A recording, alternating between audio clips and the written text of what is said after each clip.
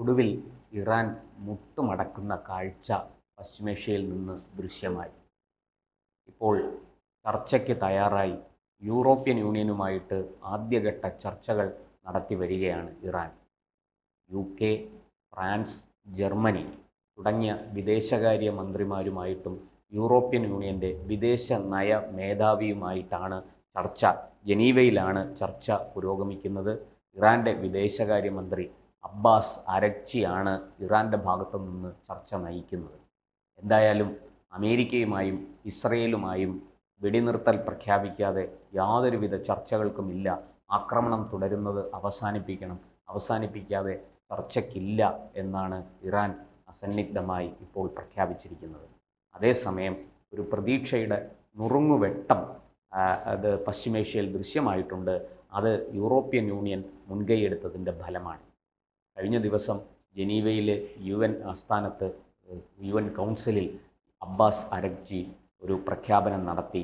ഞങ്ങൾ ആണവ ആയുധം നിർമ്മിക്കുകയില്ല, ഞങ്ങളുടെ ആണവ സാങ്കേതിക വിദ്യ സമാധാന ആവശ്യങ്ങൾക്കുള്ളതാണ്, സമാധാന ആവശ്യങ്ങൾക്കല്ലാതെ ഞങ്ങൾ ആണവ സാങ്കേതിക വിദ്യ ഉപയോഗിക്കുകയില്ല എന്ന് അദ്ദേഹം പരസ്യമായി പ്രഖ്യാപിക്കുകയും UN ഉറപ്പ് കൊടുക്കുകയും ചെയ്തിരിക്കുകയാണ്.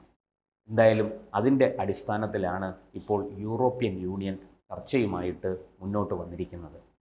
കാരണം ഈ ഇറാൻ ഇസ്രയേൽ സംഘർഷം ഇങ്ങനെ നീണ്ടുപോയാൽ അത് ലോകത്തെ ആകമാനം ബാധിക്കും. പ്രത്യേകിച്ചും ക്രൂഡ് ഓയിൽ വില അണ്ടമാനം വർദ്ധിക്കും.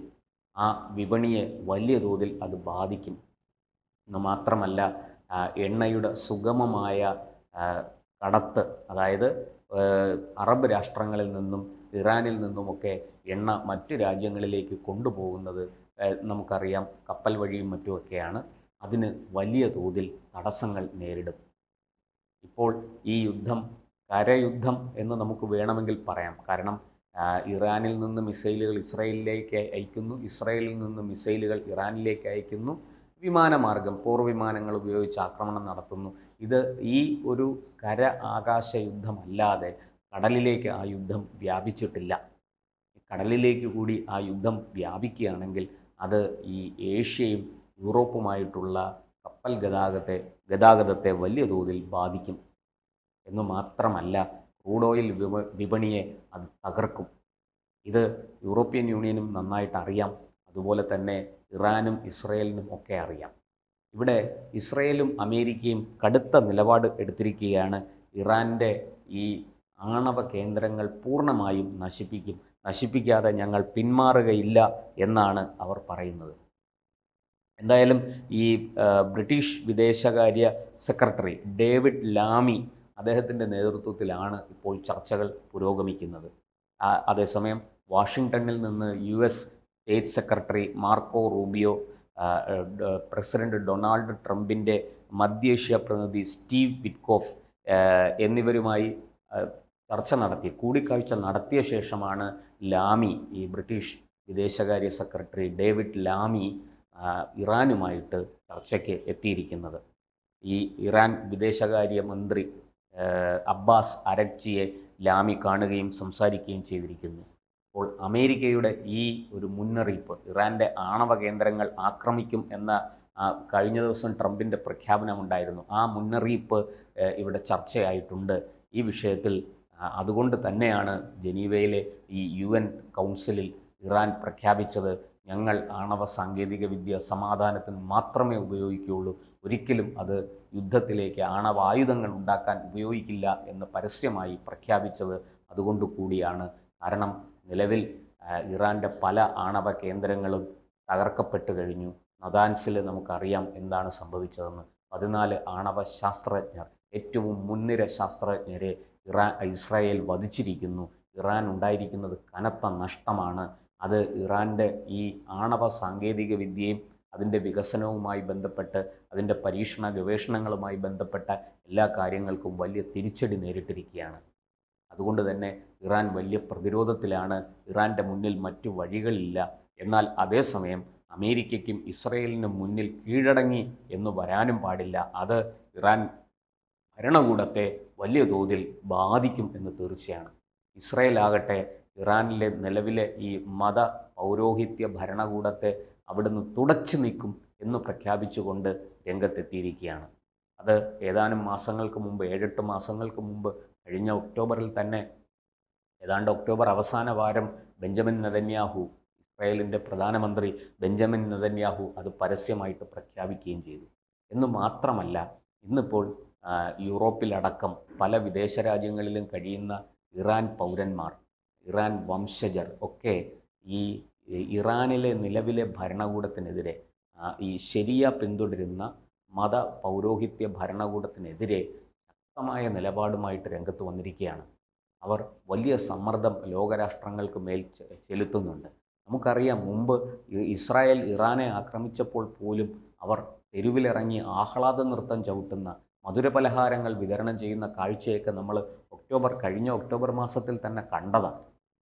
അപ്പോൾ ഇറാനിലെ ഈ നിലവിലെ ആ സർക്കാരിനെതിരെ, ഭരണകൂടത്തിനെതിരെ അതിശക്തമായ വിരോധം അല്ലെങ്കിൽ വിദ്വേഷം ഇറാനകത്തും ഇറാന് പുറത്തും കത്തിപ്പടരുന്നുണ്ട്. ഇത് യൂറോപ്യൻ യൂണിയനെയും അമേരിക്കയും ഇസ്രയേലിനെയും ഒക്കെ ഒരർത്ഥത്തിൽ സഹായിക്കുന്നുണ്ട്. കാരണം ഇറാന് മേൽ അതിശക്തമായ സമ്മർദ്ദം അവർക്ക് ചെലുത്താൻ പറ്റുന്നുണ്ട്. എന്തായാലും ഈ ഇറാനിലെ ഭരണകൂടത്തിനെതിരാണ് ഞങ്ങളുടെ യുദ്ധം, ഇറാനിലെ സാധാരണ പൗരന്മാർക്കെതിരെ അല്ല എന്ന് ഇസ്രയേൽ പ്രധാനമന്ത്രി ബെഞ്ചമിൻ നെതന്യാഹു നേരത്തെ പ്രഖ്യാപിച്ചതും ഇതും കൂടി ചേർത്ത് വായിക്കുമ്പോൾ ഈ ഇറാൻ കീഴടങ്ങുന്നതിൻ്റെ, മുട്ടുമടക്കുന്നതിൻ്റെ കാരണം തേടി വേറെ പോകേണ്ടതില്ല. എന്തായാലും ഇപ്പോൾ ഇറാനെ സംബന്ധിച്ചിടത്തോളം ഈ അബ്ബാസ് അരഗ്ചി മുൻവിധികളൊന്നുമില്ലാതെ, പ്രത്യേകം ടേംസ് ആൻഡ് കണ്ടീഷൻസ് ഒന്നും വെക്കാതെ ആണ് യൂറോപ്യൻ യൂണിയനുമായിട്ട് തുറന്ന ചർച്ചയ്ക്ക് തയ്യാറായിരിക്കുന്നത്. അത് വലിയൊരളവ് വരെ ഈ സംഘർഷത്തെ ലഘൂകരിക്കാനും വെടിനിർത്തലിലേക്ക് പോകാൻ ഇസ്രയേലിനെ പ്രേരിപ്പിക്കാനും ഒക്കെ അത് സഹായിക്കുമെന്ന് കരുതുന്നു. ഇറാനെ സംബന്ധിച്ചിടത്തോളം അവരുടെ ദൗർബല്യം, അവരുടെ വീഴ്ചകളൊക്കെ അവർക്ക് മറ്റാരെക്കാളും നന്നായിട്ട് അറിയാം. ഏതാണ്ട് നമുക്ക് ഇപ്പോൾ കിട്ടുന്ന വിവരം, ഇത് ഈ യുദ്ധം 7-ാം ദിവസത്തിലേക്ക് കടന്നിരിക്കുകയാണ്. ഒരാഴ്ച പിന്നിട്ട് കഴിഞ്ഞിരിക്കുന്നു, 7-ാം ദിവസം കഴിഞ്ഞിരിക്കുന്നു. ഈ സമയത്ത് ഈ ഒരാഴ്ചക്കിടെ ഏതാണ്ട് 400-ലധികം ബാലിസ്റ്റിക് മിസൈലുകളാണ് ഇറാൻ ഇസ്രയേലിന് നേരെ പ്രയോഗിച്ചത്. അതിൽ 95% ലക്ഷ്യം കാണാതെ പോയി. അതിനെ ആകാശത്ത് വെച്ച് തന്നെ ഇസ്രായേലിൻ്റെ വ്യോമ പ്രതിരോധ സംവിധാനം തകർക്കുന്ന കാഴ്ച നമ്മൾ കണ്ടു.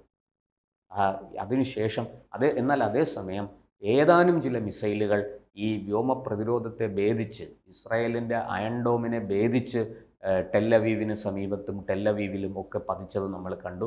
അത് കൂടുതലും ജനവാസ മേഖലകളിലൊക്കെയാണ് പതിച്ചത്. അതേസമയം ഇസ്രായേലിൻ്റെ തന്ത്രപ്രധാന കേന്ദ്രങ്ങളെ ആക്രമിക്കാൻ ഇറാന് സാധിച്ചിട്ടില്ല.